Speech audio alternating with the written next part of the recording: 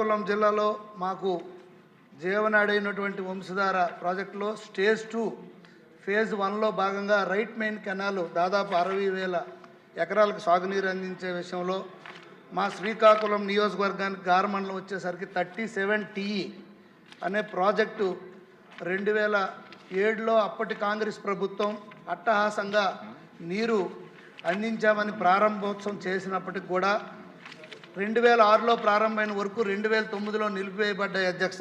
దానివల్ల 4,600 పైచీలకి ఎకరాలకి నీరు లేని పరిస్థితి అధ్యక్ష. ఓన్లీ ఎక్స్కవేషన్ మాత్రమే జరిగింది.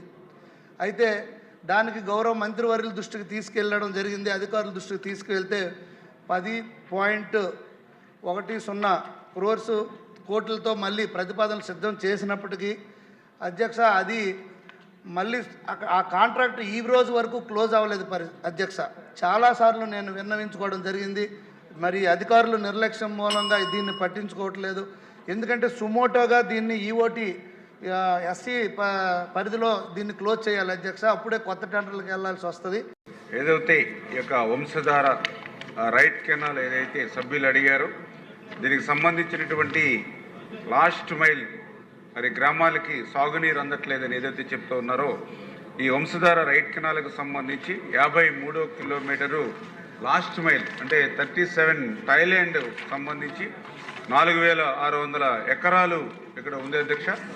ఈ 4,600 ఎకరాలకు సంబంధించి ఇక్కడ డిస్ట్రిబ్యూషన్ సిస్టమ్ డెవలప్ కాకపోవడం వల్ల మరి ప్రజెంటు 2,537 ఎకరాలకు మాత్రమే నీరు అందుతున్నటువంటి పరిస్థితి. ఇంకా 2,104 ఎకరాలకు నీరు మరి అందనటువంటి మాట వాస్తవమే అధ్యక్ష.